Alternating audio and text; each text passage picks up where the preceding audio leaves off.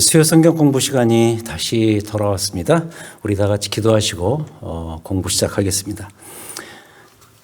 걸어가시고 은혜가 풍성하신 하나님 아버지 감사합니다. 우리에게 말씀을 이렇게 배울 수 있는 기회들을 주시고 또 하나님 앞에서 말씀을 통해 우리의 삶을 분별하며 무엇보다도 하나님께서 우리에게 베푸신 구원 역사의 아름다움을 깨달아 할 수 있는 기회들을 주시니 얼마나 감사한지요. 오늘 또 이 말씀 공부를 통해서 하나님을 더 깊이 있게 알아가게 하시고 그로 인해서 우리에게 제공되는 여러 가지 영적인 부요함, 마음속에 하나님의 나라를 향한 결단, 이런 마음들이 풍성히 일어나는 귀한 이 시간 될 수 있도록 역사하여 주시옵소서. 주의 성령께서 우리의 마음과 생각을 주장하여 주시옵소서. 예수 그리스도의 이름으로 기도드립니다. 아멘. 이제 한 주 쉬고 다시 뵙게 되었네요. 우리가 지금 전반기 수요 성경 공부를 진행하고 있는데 총 12주입니다. 그 중에서 이제 앞에 6주는 이미 다 마쳐졌고요. 우리가 이제 그 앞 6주에서 배웠던 내용들은 성경 속에 나타난 성경 속의 조직 신학 시리즈였습니다. 이번 학기에 제가 개설을 했는데 그 첫 번째 시간을 우리가 가졌습니다. 우리가 이제 그때 배웠던 주제는 참 중요한 주제죠. 하나님은 누구신가? 이 성경 자체가 하나님에 대한 이야기 아니겠어요? 그래서 하나님이 누구신가에 대한 이 주제를 성경을 통해서 이렇게 발견하고 깨달아 갈 수 있는 그런 시간을 가졌다는 것 자체가 우리에게 큰 축복이었다는 생각이 듭니다. 자, 이제 후반부 6주에는 무슨 공부를 할 것인가? 지난 몇 년간 제가 계속 해왔던 강의를 해왔던 주제의 연속이 되겠습니다. 성경에 나타난 하나님의 구원 역사 시리즈죠. 창세기 1장부터 시작해서 계속해서 특히 구약 성경을 우리가 지금 살펴보았습니다마는 그 창세기 그 첫반부에 나타난 그 원시 복음을 출발로 해서 그 다음 이어지는 족장들의 역사, 그리고 출애굽의 대역사, 가나안 땅 정착과 그 부패의 기간이었던 사사시대 400년, 그리고 이제 하나님께서 사무엘을 통해서 세우신 다윗 왕국, 그 왕국의 역사까지 우리가 이제 지난 몇 학기에 걸쳐서 배운 내용이죠. 이번 12주 성경 공부의 후반부, 오늘부터 시작되는 후반부 6주 동안은 방금 말씀드린 그 내용, 그 이후의 역사, 특히 그 다윗 왕국 이후의 역사, 다시 말해서 화면에 나오는 그 타이틀처럼 왕과 선지자들에 해당되는 역사를 배우죠. 시간적으로 말하면 예수님께서 오시기 약 700~800여 년 전에 있었던 그 스토리들, 특히 이 다윗 왕국이 둘로 쪼개지는데 그 이후에 이어지는 이스라엘 왕들에 대한 역사, 그리고 거기에 이제 번물처럼 쏟아져 나온 이 선지자들의 그 역사에 대해서 우리가 공부를 하겠다는 거죠. 여기에 관련되는 책은 열왕기상, 열왕기하, 그리고 역대상하가 되겠습니다. 자, 성경을 펴놓으시고 오늘 공부 본론으로 들어가겠는데요. 일단 그 솔로몬 이야기를 좀 하죠. 다윗이 죽고 난 다음에 솔로몬이 왕위를 이어받는데, 솔로몬이 뭐 아시다시피 처음에는 잘 나가다가 말미에는 나라를 말아먹는 일들을 좀 범하죠. 한번 말씀을 찾아보겠습니다. 이 부분은 좀 찾을만 한데요. 구약성경 열왕기상 11장입니다. 열왕기상 11장, 구약성경 532쪽, 열왕기상 11장 9절입니다. 9절에 보시면은 솔로몬 스토리가 나옵니다. 솔로몬이 마음을 돌려 이스라엘의 하나님 여호와를 떠남으로 여호와께서 그에게 진노하시니라. 여호와께서 일찍이 2번이나 그에게 나타나시고 이 일에 대하여 명령하사 다른 신을 따르지 말라 하셨으나 그가 여호와의 명령을 지키지 않았으므로. 자, 11절이 중요합니다. 11절, 여호와께서 솔로몬에게 말씀하시되 내게 이러한 일이 있었고 또 내가 내 언약과 내가 내게 명령한 법도를 지키지 아니하였으니 내가 반드시 이 나라를 내게서 빼앗아 내 신하에게 주리라. 이 솔로몬의 그 말년의 문제점은 뭐냐면 일단 그 시작은 부귀영화입니다. 한마디로 너무 잘 살았던 것이죠. 그 부귀영화를 누리면서 그의 마음이 이제 하나님에게서 떠나기 시작했고, 특히 거기에 꼭 따라오는 문제가 뭐냐면 여자 문제 아니겠어요? 그 여자에 너무 많은 눈이 갔던 거예요. 그래서 심지어는 이방 여인과 결혼함으로 인해서 그 이방에서 우상이 수입되고, 결국은 우상 숭배의 문제로 인해서 그가 하나님에게서 돌아서는 그런 일들이 벌어지게 되죠. 그래서 그 뒤로 이 이스라엘이 둘로 쪼개집니다. 그 쪼개진 두 나라의 이름이 뭐냐면 북왕국 이스라엘과 남왕국 유다입니다. 이 나라의 타이틀은 꼭 기억을 하고 계셔야 됩니다. 특히 우리가 이 북왕국을 이스라엘 이렇게 지칭하는 이유는 이스라엘 12지파 중에서 그 유다와 베냐민 지파, 이 남쪽에 있는 유다와 베냐민 지파를 제외하고는 남은 10지파가 다 거기에 속해 있었기 때문입니다. 그래서 오늘부터 6주 동안에 이스라엘 그러면 북왕국을 지칭하는 것이고, 유다 그러면은 남왕국을 지칭하는 것이다. 이렇게 기억을 하고 계셔야 됩니다. 6주 동안만 그러는 건 아니겠죠. 우리가 성경 이 부분을 대할 때 북이스라엘 그러면 북왕국, 남유다 그러면 남왕국, 이렇게 기억을 하시라는 것이죠. 자, 오늘부터 3주 동안은 그럼 뭘 배우느냐? 이 북왕국 이스라엘에 초점을 맞추어서 이 북이스라엘의 형성과 멸망의 과정을 주로 살펴보겠습니다. 오늘은 그 첫날이죠. 그 첫날로서 북이스라엘의 쇠퇴의 주역이 되었던 몇몇 왕들을 중심으로 해서 살피겠다 하는 것이죠. 그러니까 이 골프 채널을 보면은 골프 시합이 있을 때마다 상위에 랭크된 몇몇 선수들의 명단과 스코어가 쭉 나오고, 그 밑에 보면은 노터블스 이렇게 나오지 않습니까? 그러니까 우리가 알고 있는 유명한 골프들의 명단들의 이름이 나오고, 거기에 그 토너먼트에 나왔던 그 스코어를 같이 이렇게 보여주는 것처럼 북이스라엘도 멸망의 길을 가는 데 있어서 참 적지 않은 부정적인 기여를 했던 그런 인물들이 있단 말이죠. 왕들이 있단 말이죠. 그 왕들을 중심으로 살펴보겠다 하는 것입니다. 세 가지로 나누어서 살펴보겠는데, 먼저 첫 번째로 분열의 단초가 되었던 두 보암에 대한 이야기입니다. 자, 분열의 단초, 두 보암. 그러니까 이 통일 왕국 다윗 왕국이 분열되는 데 있어서 두 명의 인물이 결정적인 역할을 하게 되었는데, 그 두 이름이 공교롭게도 보암자 돌림입니다. 여로보암과 르호보암입니다. 먼저 첫 번째 보암부터 보겠습니다. 여로보암 또는 여로보암 1세 이렇게 말하죠. 분열의 원인이었습니다. 이스라엘을 둘로 쪼갠 장본인입니다.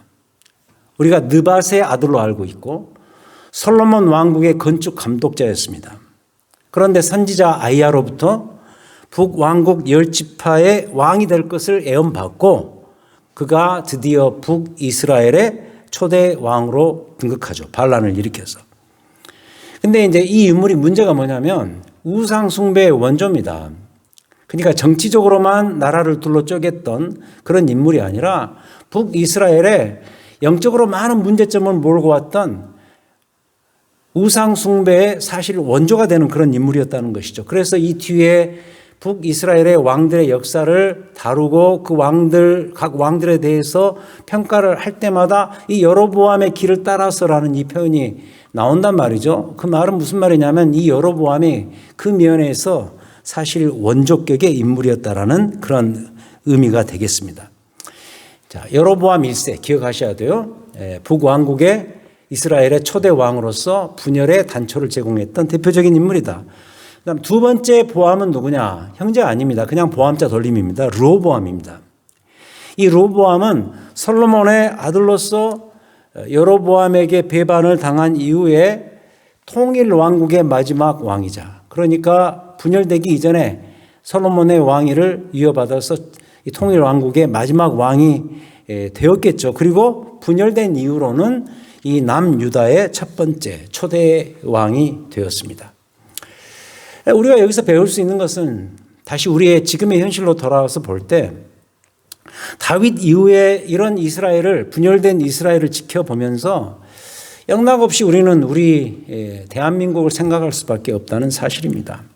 지역적으로도 남북으로 나뉘어져 있고 그때도 북쪽이 문제였던 것처럼 지금도 우리 이 조국의 이 분단에 있어서 북쪽이 계속해서 더 큰 문제가 되고 있는 상태고 그때도 서로 동족이었으면서도 계속 원수로 지냈던 것처럼 지금의 우리의 조국도 어쨌든 서로 원수지간인 것이 사실이잖아요. 너무 닮아 있다는 것을 우리가 느끼지 않을 수가 없습니다. 그래서도 우리가 이 분열 왕국의 역사를 다루는 열왕기서나 역대상하를 지켜보면서 우리는 우리의 한반도를 생각하지 않을 수가 없습니다. 그리고 앞으로 계속해서 살펴보겠지만 이때 등장했던 또 다른 중요한 인물군이 누구냐면 바로 선지자들입니다. 예언자들 또는 선지자들. 우리가 잘 알고 있는 뭐 이사야, 예레미야 이런 분들, 엘리야, 엘리사 이런 분들. 그 선지자들이 어쩌면 지금으로 치면은 우리 한국의 교회와 목회자들이 아닐까. 이런 생각을 또 우리가 아니할 수가 없죠. 한국이 이 기독교가 많이 부흥되어서 수많은 교회들이 있고 수많은 말씀 사역자들이 있지만은 과연 그들이 이 남북 분단의 현실의 이 문제를 풀어가는 데 있어서 어떤 역할을 감당할 수 있을까라는 것을 우리가 배우고 살필 수 있는 그런 소중한 그 스토리가 바로 이 지점의 역사였고 그리고 성경으로 말하면 열왕기서 또는 역대상하가 될 수 있다는 이야기입니다. 그래서 이번 이 공부를 통해서 비록 짤막하지만은 이 공부를 통해서 우리가 이 점을 잘 배우는 것도 우리에게 매우 중요한 교훈이 되리라고 생각이 됩니다. 자, 두 번째 토픽은 뭐냐? 자, 본격적 쇠퇴의 길목. 이 북이스라엘의 멸망의 본론으로 들어가자는 얘기죠.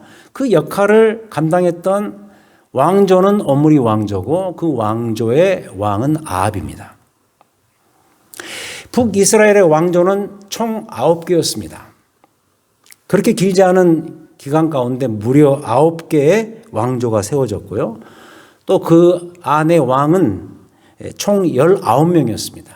이 화면에 다 채우지는 못했습니다만 이 9개의 왕조는 이런 순서입니다. 한번 제가 읽어드릴 테니까 한번 들어보시기 바랍니다. 여로보암 왕조, 바하사 왕조, 지므리 왕조, 그리고 오늘 우리가 이 두 번째 토픽에서 다루는 오므리 왕조, 그리고 그 다음 세 번째 토픽에서 다룰 에우 왕조, 그 다음 살룸, 무나햄, 베가, 호세아 이 왕조 순이 되겠습니다. 9개의 왕조.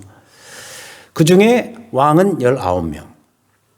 자, 이 중에서 아까 잠시 말씀드린 것처럼 문제 삼고 싶은 왕조는 두 왕조인데 오므리 왕조와 에우 왕조가 되겠습니다.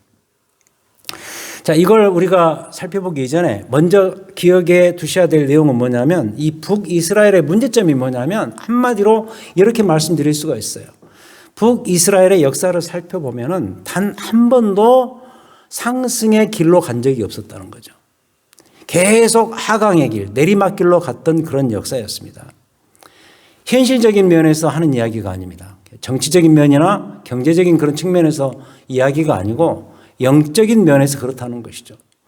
어쨌든 이 북이스라엘도 북쪽의 10지파를 규합해서 나라가 세워졌기 때문에 여전히 하나님의 나라의 상징인 이스라엘의 일부란 말이죠. 하나님의 사랑의 대상이에요. 우리가 2주 후에 배우게 될 그 북이스라엘의 선지자들의 그 스토리, 대표적으로 호세아서가 이 북이스라엘의 이 선지자 아니었습니까? 거기 보면은 이 이스라엘을 향한 하나님의 그 사랑이 얼마나 컸는가를 우리가 그 책에서 배울 수가 있거든요. 그런 것처럼 하나님의 연모와 사랑의 대상이 되었던 이 북이스라엘이 단 한 번도 영적으로 상승한 적이 없고 하강을 했다는 것은 우리에게 굉장히 시사하는 바가 크다고 여겨집니다. 계속 내리막길. 그런데 바로 그 내리막길, 그 하강의 역사에 있어서 가장 결정적인 기여를 했던 왕조가 바로 이 오므리 왕조. 다시 말해서 최악의 왕조였던 것이죠. 그 중에서도 가장 앞권은 우리가 잘 알고 있는 인물입니다. 아합 왕입니다. 그리고 그의 아내 이세벨이죠. 아합은 이 북이스라엘의 오므리 왕조로서 7대 왕이었습니다. 그의 아버지는 오므리 왕조를 세운 오므리 왕이었고요. 그런데 이 인물이 북왕국 쇠퇴에 길목 역할을 했던 가장 큰 원인은 뭐냐면 한마디로 우상숭배였습니다. 우상숭배. 이 아합은 바알 숭배자 이세벨을 아내로 맞이하죠. 정략 결혼이었습니다. 그 이후로 이 와이프로부터 아주 심한 영향을 받죠. 그리고 이스라엘 전체에, 북이스라엘 전체에 이 바알 숭배를 퍼지게 했고, 그로 인해서 온 나라의 하나님의 심판으로서 뭐 여러 가지 일들이 있었지만 대표적으로 우리가 알고 있는 큰 가뭄이 임했는데, 바로 그 일 때문에 그는 대선지자인 엘리야와 대결 구도로 들어가게 되죠. 이건 다음 주에 우리가 살필 예정입니다. 이 다음은 그가 범한 문제적 사건들에 관련된 내용입니다. 화면에 나오는 그 순서대로 따라 보시기를 바랍니다. 일단 첫 번째는 선지자를 핍박했고요. 엘리야를 핍박했던 대표적인 인물이고, 두 번째는 이 나봇을 죽이고 나봇의 포도원을 강제 탈취한 사건이 열왕기상 21장에 나옵니다. 이 스토리는 단지 사회정의의 차원에서도 문제가 되지만은 그 안에 담긴 영적인 의미에서도 많은 문제점을 가지고 있었던 사건이죠. 그 다음 두 번째 스토리는 두 차례에 걸친 아람과의 전쟁이 있었는데, 그때 참 놀랍게도 하나님께서 도와주셔서 승리하는 그런 장면이 열왕기상 20장에 나옵니다. 그리고 길르앗 라못을 빼앗기 위해서 남유다 왕 여호사밧과 정치적인 동맹을 하는 그런 스토리가 22장에 나오고, 그리고 이 모든 과정들을 거친 다음에 결국 하나님의 말씀대로 그의 피를 개들이 핥아먹는 아주 비참한 죽음을 그가 맞이하게 되죠. 열왕기상 22장 후반부에 이 스토리가 나옵니다. 자, 이걸 볼 때 결국은 아합은 북이스라엘의 부패의 단초를 제공했던 문제적인 결정적인 인물이었다는 사실입니다. 근데 그 중심에 뭐가 있었느냐? 가장 하나님이 싫어하시는 우상 숭배가 깊이 관련되어 있었다. 이걸 아합 그러면은 여러분들이 떠올리셔야 될 가장 확실한 주제입니다. 그러니까 이런 거죠. 아합은 북이스라엘의 멸망에 본론으로 들어가는 데 있어서 결정적인 역할을 했던 그런 왕이고, 그리고 그 왕이 그런 역할을 감당할 수밖에 없었던 가장 근본적인 원인은 우상 숭배 때문이었다라는 것이죠. 이게 얼마나 심각한 문제였는가는 다음 주에 공부하게 될 위대한 두 선지자 엘리야와 엘리사에서 더 공부를 하도록 하겠습니다. 자, 제가 아합의 우상 숭배를 지켜보면서 느끼는 점은 바로 이 두 가지입니다. 어떤 거냐면 우상 숭배가 갖고 있는 영적인 이중성입니다. 우상 숭배는 영적인 이중성이 있습니다. 그리고 두 번째 문제점은 뭐냐면 결국 이 우상 숭배가 우리의 삶의 현실에 가져다주는 그 치명성에 대한 이야기입니다. 먼저 첫 번째 포인트인 영적 이중성. 이것은 바로 혼돈을 의미합니다. 한마디로 헷갈린다는 그런 뜻입니다. 왜 이렇게 말씀드릴 수밖에 없는가 하면 아합을 놓고 보면 아실 수가 있어요. 이 아합 왕은 계속해서 어쨌든 여전히 신앙세계 안에 있었습니다. 선지자가 늘 옆에 있었고 제사와 예배가 있었고, 우리 방식으로 표현하자면 예를 들어서 내가 아합 왕이단 말이죠. 근데 이 아합 왕인 내가 계속해서 내 곁에 누구를 두고 있냐면 목회자를 두고 있는 거죠.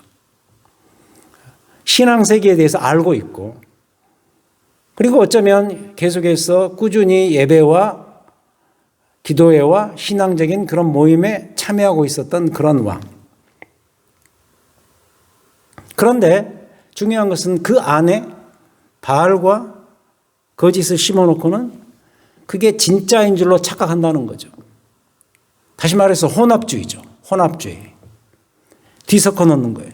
영적인 세계와 신앙의 세계와 그리고 이 세속의 세계를 교묘하게 섞어찌개 방식으로 해가지고 섞어 놔버리는 거예요. 아합의 경우 그는 탐욕의 화신 아니었습니까? 인간 탐욕의 극치를 보여줬던 그런 인물인데 문제는 뭐냐? 그 탐욕을 갈망하고 추구하고 거기에서 얻어지는 그 열매들을 놓고 그게 신앙인 것으로 착각했던 그런 인물.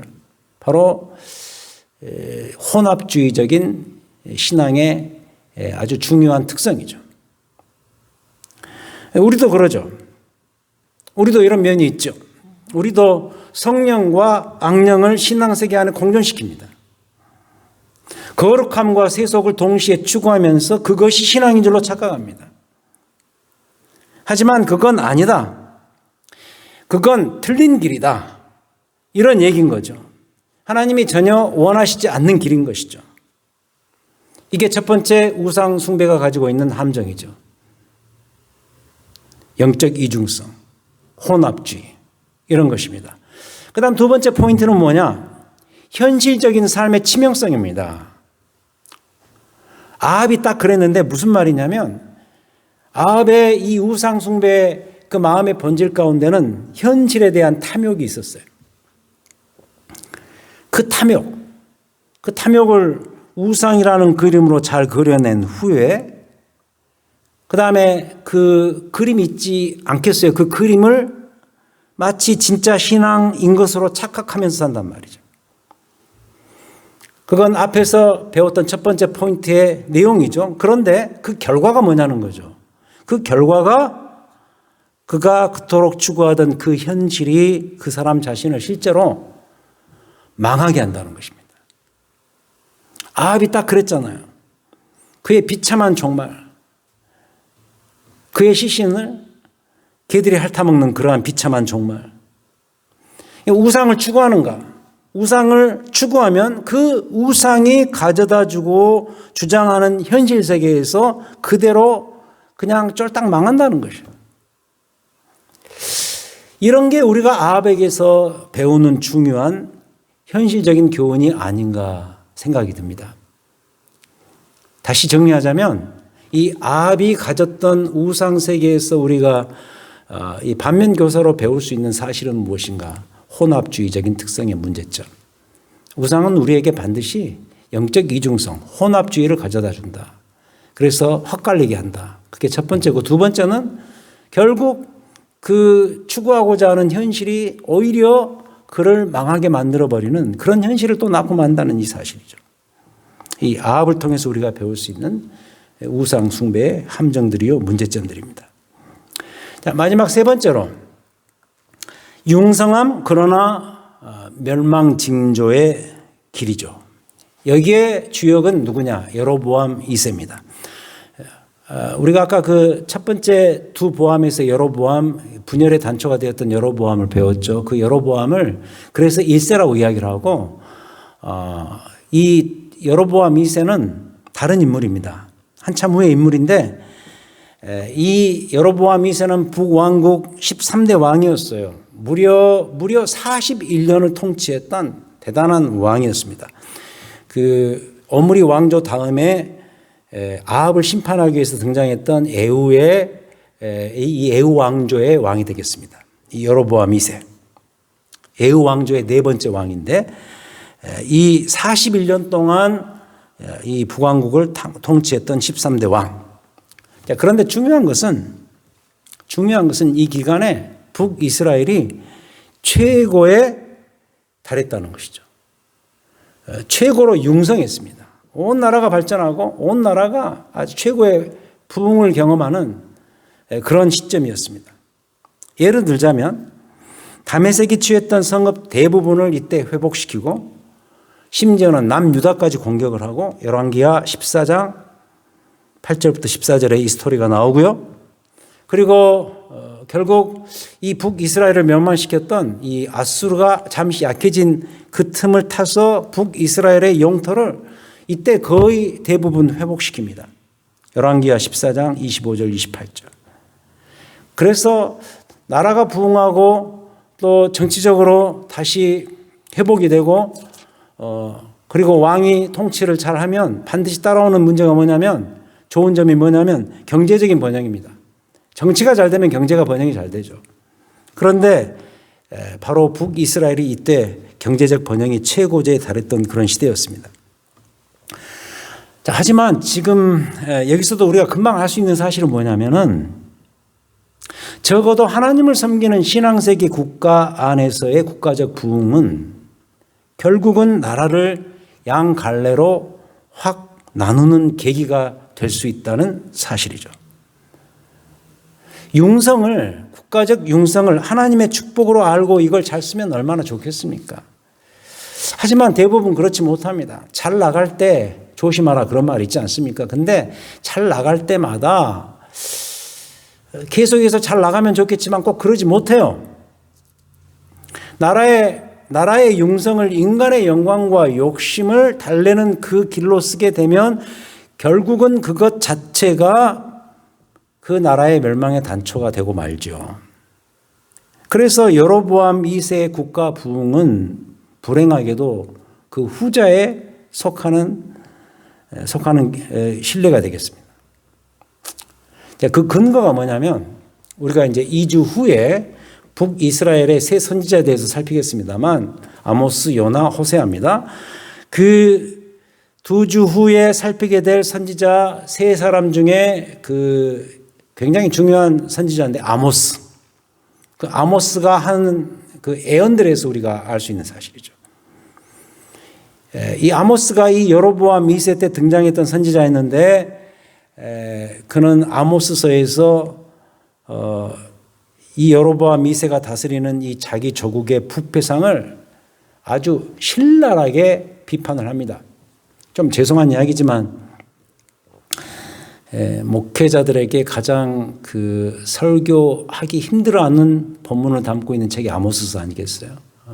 결국 뭐 망한다, 나라의 부패 이런 것을 자꾸 알리니까 사람들이 좋아할 리가 없죠. 그러다 보니까 이 아모스서 설교를 잘 하지 못하는 그런 경향이 있어요. 솔직히 참 가슴 아픈 이야기인데요. 그럼에도 불구하고 이 아모스서에 보면은 이 여로보암 2세가 다스리는 북이스라엘을 얼마나 신랄하게 비판하는지 아마 선지서 전체 중에서 역대급으로 가장 그 현실적인 나라의 그 문제점들을 비판하는 그런 책이 없을 정도로 최고의 하나님 그 심판에 대한 예언의 책이죠. 아무튼 그건 그때 가서 보기로 하고요. 아무튼 이때 북이스라엘의 부패가 최고조에 달했고 결국 이 점이 북이스라엘이 그로부터 얼마 되지 않아요. 30년 뒤에 멸망하게 되는 원인이 됩니다.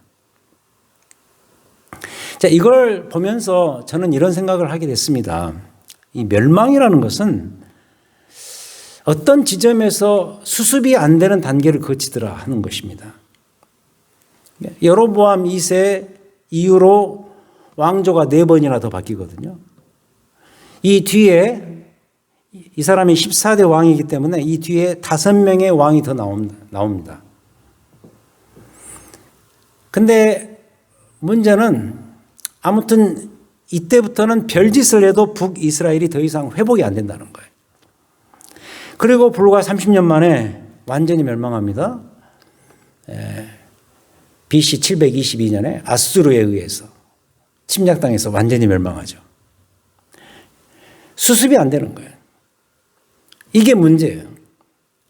그런데 신앙세계에서도 이런 것이 있다.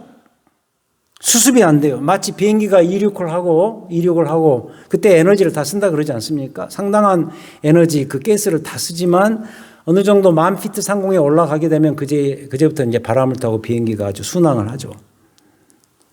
평이하게 그냥 날아가죠. 그러듯이 죄라는 것이 내 안에 깊이 들어와서 한번 뿌리를 내리게 되면은 그 어느 지점에선가는 그 수습이 불가능한 시점이 반드시 생기더라는 그런 얘기입니다. 일종의 이렇게 표현할 수 있을까요? 절대 무감각의 시점 같은 것이죠. 어떤 모멘텀, 어떤 그 시점이 절대적인 무감각의 시점으로 들어가 버리면은 그때부터는 수습이 안 되는 거예요. 정말 멸망 본론의 길로 확 들어서 버리고 마는 거죠. 수습이 불가능해지는 그 시점. 이게 저는 개인적으로 여로보암 2세 때가 북이스라엘 멸망의 그런 시점이었다고 보거든요. 뭔가 어때요? 뭔가 도전을 주는 모습이 아닌가요? 우리의 모습을 볼 때 이런 때가 있을까? 이런 때가 있다면 언제일까? 혹시라도 지금의 우리의 상황이 그런 건 아닐까라는 이런 생각이 드는 게 저만의 생각일까 하는 그런 궁금함이 있습니다. 지금 우리가 사는 이 시대가 그런 측면들이 발견되는 게 솔직한 심정 아닙니까? 굉장히 악이 극에 달한 그 시점. 그래서 거기에 다 모두 이 만연해진 이 죄에 함께 빠져서 죄가 죄인 줄을 분별하지 못하고 그냥 함께 가버리는 그러한 시점.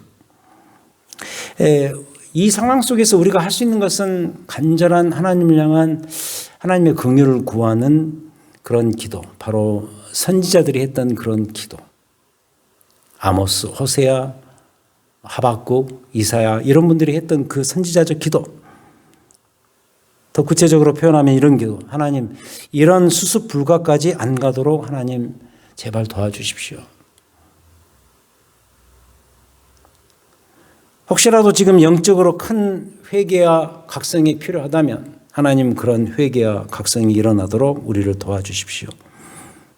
내 삶에 그리고 우리의 교회들 안에 이런 자세가 지금 필요하지 않을까요? 하는 그런 선지자적인 멘탈리티를 가지고 하나님 앞에 무릎 꿇을 수 있는 그런 시점이 아닌가 하는 그런 생각을 이 여로보암 2세의 이 현재적 형편을 돌아보면서 우리가 생각해보는 그런 문제가 되겠습니다. 자, 오늘 공부를 좀 결론을 내리죠. 일단 복습을 하자면 세 가지를 배웠습니다. 분열의 원인이 되었던 두 명의 보암, 여로보암과 그 다음 르호보암이었습니다. 그리고 두 번째는 우리가 지금 3주 동안은 북이스라엘에 대해서 배운다 그랬죠. 이 북이스라엘이 멸망의 길로 들어서는 데 있어서 가장 결정적인 치명적인 역할을 했던 아합 왕에 대해서 우리가 배웠고요. 그리고 이 세 번째는 그 모든 멸망의 클라이막스, 절정으로 들어가는 여로보암 2세에 대해서 우리가 배웠습니다. 특히 이 세 명의 왕을 우리가 배우면서 공통 분모가 하나 있다면 그것은 우상 숭배고 뒤로 갈수록 그게 더 심해졌다는 것을 우리가 기억할 필요가 있고, 결국 우상 숭배가 우리가 이제 그 열왕기상하, 역대상하를 비롯해서 특히 그 선지서를 읽어보면은 이 우상 숭배가 얼마나 치명적인 문제였는가 우리가 계속해서 깨닫게 되죠. 그리고 이 13대 왕 여로보암 2세 때는 국가적 융성이 우리의 우상이 될 때 그게 얼마나 큰 나라의 발목을 잡는가, 공동체의 발목을 잡게 되는가 하는 것을 우리가 배우게 되었습니다. 적용은 뭐 다른 거 아닙니다. 이미 말씀드린 것처럼 우리의 모습을 돌아보면서 회개와 각성을 구축하는 그런 기도가 필요하다. 우리가 이 회개하는 것에 대해서 익숙하지 못하지 않습니까? 회개는 우리가 그냥 입으로는 많이 립 서비스로 생각하고 합니다만은 실제로 진지한 하나님 앞에 나 자신의 문제만이 아니라 내가 속한 공동체의 죄성과 아픔을 짊어지고 제사장의 마음으로 또 선지자의 마음으로 하나님 앞에 무릎 꿇고 구체적인 회개와 각성의 기도를 한다는 것은 참 쉬운 일이 아닌 것 같아요.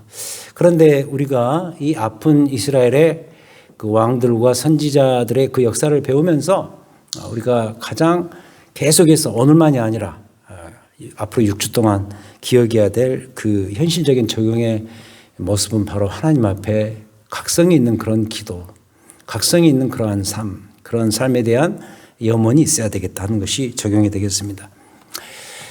다음 주에는 이미 제가 공부하면서 간간히 말씀드렸던 이 두 선지자에 대해서 배우도록 하겠습니다. 선지자의 모델이 되는 엘리야와 엘리사에 대해서 공부하고요. 그들이 북이스라엘의 그 심판과 멸망의 과정 속에서 어떤 선지자적인 그 프레임을 구축했는가, 그것으로 인해서 선지자들의 시대가 열리고 그로 인해서 그 이후에 많은 선지자들이 하나님의 입장에서 말씀을 잘 대변했던 그런 것들을 우리가 한번 이 두 인물을 통해서 살펴보겠다는 그런 말씀입니다. 자, 한 주 동안 오늘 이 배웠던 내용들을 우리가 기억하시면서 우리의 모습을 살펴보고 우리의 삶의 현실을 다시 한번 돌아볼 수 있는 그런 기회가 되었으면 합니다. 기도하시겠습니다. 하나님 아버지 감사합니다. 오늘 이 북이스라엘의 멸망의 과정에 대해서 잠깐 살펴보았습니다. 참 부정적이고 아픈 역사였지만 성경에 기록된 이 내용들을, 이 인물들에 대해서 우리가 살펴보지 않을 수 없는 것은 어쩌면 지금의 우리의 모습이 그들을 닮아 있기 때문이 아닌가 싶습니다. 개인적으로, 가정적으로, 교회적으로, 특히 국가적으로 참 아픈 현실을 살고 있는 지금 이 시점에서 무엇이 문제고 무엇이 죄가 되고 무엇을 깨닫고 무엇을 도전받고 또 무엇을 위해서 우리가 회개하고 각성해야 될 것인가. 오늘 이 공부를 통해서 우리가 다시 한번 깨닫게 된 줄 믿습니다. 한 주 동안 깨어 있으므로 하나님 앞에 이런 문제들을 가지고 나와 우리의 조국을 위해서 열심히 기도하는 우리 모두가 될 수 있도록 인도하여 주시옵소서. 감사합니다. 예수님 이름으로 기도하였습니다. 아멘. 이제 한 주 뒤에 뵙도록 하겠습니다. 한 주 동안 평안하시기 바랍니다.